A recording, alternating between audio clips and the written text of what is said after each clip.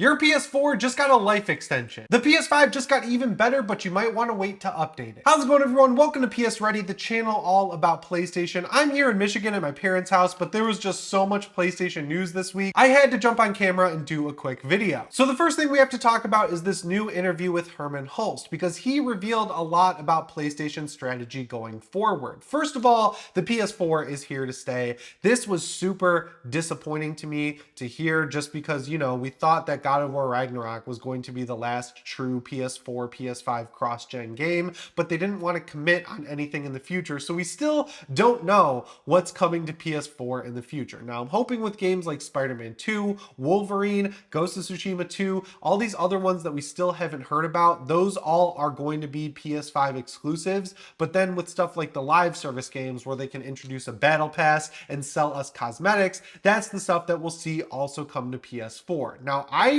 don't know how they're going to keep getting games to run on that thing, because at the end of the generation, if you didn't have a PS4 Pro, you were basically SOL in terms of good frame rates and even decent resolution. So to see them continue to push this console that was replaced 2 years ago at this point, it's just super frustrating. Donkey just pointed this out in his Last of Us Part 1 review, but the two biggest games in terms of pushing the PS5's power and remaining exclusives are remakes. We've got The Last of Us Part 1 and we've got Demon Souls. Now, both of those remakes are really good. The Demon Souls one, obviously a lot more necessary than The Last of Us one, but still, it's super frustrating that Sony refuses to actually make games that are going to push the PS5 to its limit. Like, we saw Naughty Dog doing this with the PS3 and PS4 with games like Uncharted 2, Uncharted 3, the first Last of Us game, The Last of Us remake, of course, Uncharted 4, Uncharted The Lost Legacy. All of these games were like pushing the console even farther and farther than anyone ever thought it could be pushed,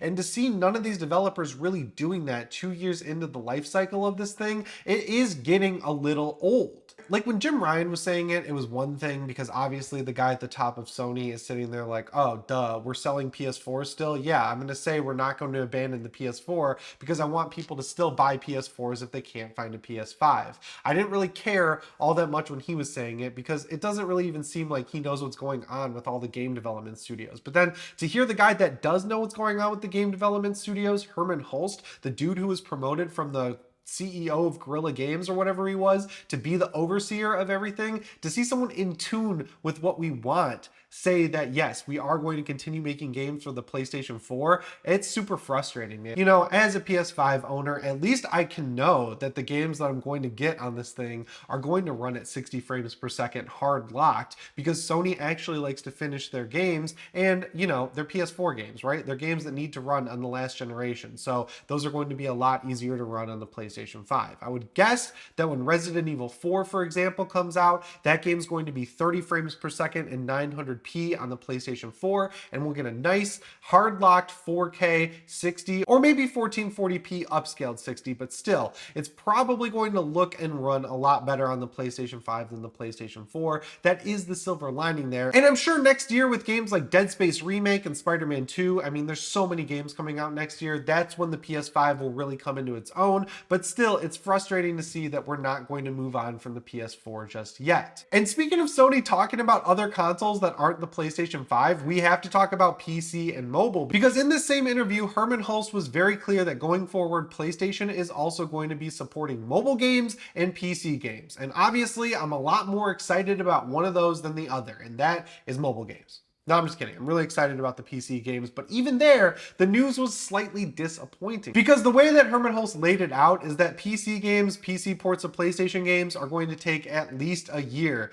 to release after their PS5 counterparts, but it is being handled on a case-by-case basis. So the way people have kind of shook this down is that when they release a live service game, like The Last of Us's multiplayer game that's been worked on forever at this point, that will come to PC, most likely PS4 and PS5 day one. But when they release God of War Ragnarok, for example, that could take at least a year to come to PC. Now, I was trying to think of why that would be the case, and the only thing I could think of is that maybe they're sitting there like, well, our strategy here is just to market the game twice. But honestly, I think they should just release them at the same time, and then let the people who want to play the games on PC play them on PC, and the people who want to play them on PS5 play them on PS5, because the number of people who buy these games on both machines is dwindling fast. fast, right? Like, you can't transfer your saves yet. You basically have to start over. And if all we have to wait is a year, a lot of these people who play the game on PlayStation 5 first probably won't double dip for the PC release because it'll be so fresh in their minds, unlike with something like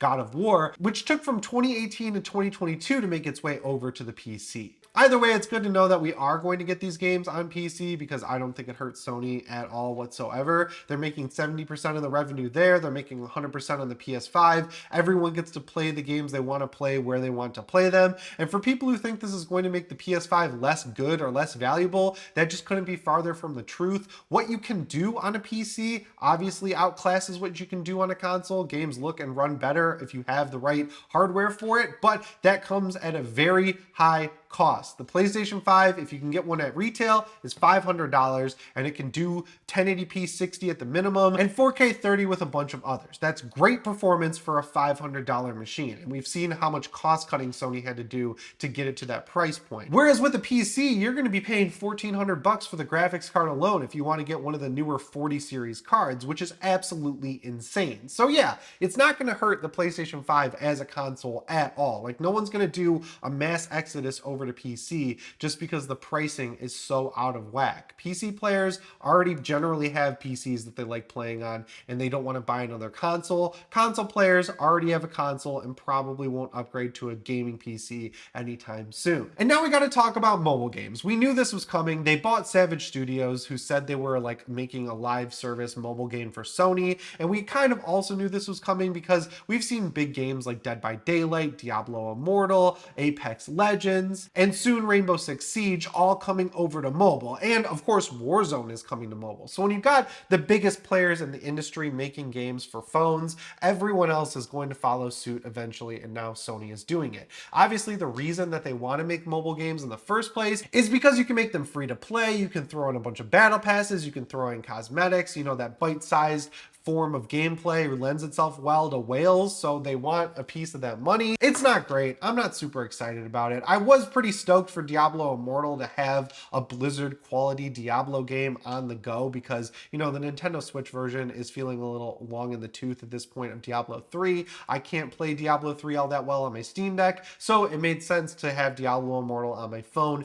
and maybe even try to get that running on my Steam Deck. But I very quickly found that the monetization in that game is a complete joke, and I just don't expect any of these other publishers to do it any better. And the most unfortunate thing is that Diablo set the bar so far in the wrong direction that everyone just basically can make a game that's half as greedy and say, yeah, well, at least we're not as bad as Diablo Immortal. And it's like, yeah, you're right, you're not as bad as Diablo Immortal, but I'd still just rather pay $30 and get everything in the game unlocked right away instead of having to grind through a bunch of time gates and then buy some jewels for like $20 and then pay my way through the game. I'm just kind of curious what Sony's play is here because the PS5 is out. It's been out for 2 years. It's a great console. It's got great games on it, but all they really want to talk about is everything but the PS5 lately. It's a very similar strategy to what Microsoft does, where they release the Series X, they call it the most powerful console ever, and then they just talk about how you can play games on anything. You can like boot up a toaster with Android and play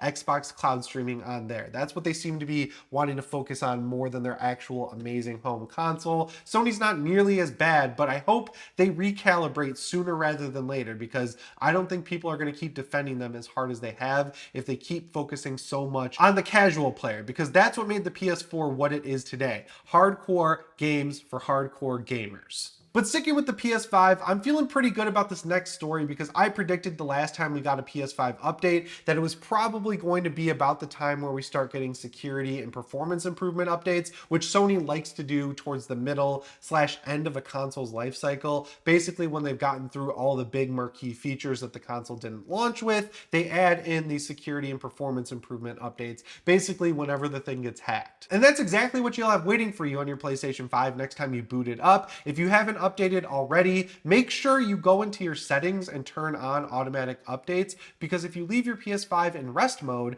when you're out and about doing whatever, it'll update as soon as that update releases, and then when you get home from work and you just want to play a game, you won't have the crushing disappointment of starting up your PS5 and realizing that you have to not only update the Modern Warfare 2 beta or even the full game, but also you'll have to update your console as well. And Sony makes it so you have to update your consoles by not allowing you to log into certain certain services unless you're on the newest PlayStation firmware. As these consoles get more and more connected to the internet, that's just become a thing, and it's super frustrating. So regardless, while this update doesn't have any big features, it's good to see that Sony's not giving up on this thing just yet, and they're still updating it as we make our way into year 3 of the PlayStation 5. And the last news story I have for you guys today is kind of tied into this update because I think it kind of explains why we got this update. So a couple weeks ago, we talked about how the PS5 had been hacked, and it was like a hardware level hack where basically these people figured out that the way the PS5 runs PlayStation 2 games, instead of having an emulator built into the PS5's firmware, it has an emulator built into each individual PlayStation 2 game. So when you buy a PS2 game on the PlayStation Store or download it from PS Plus Premium,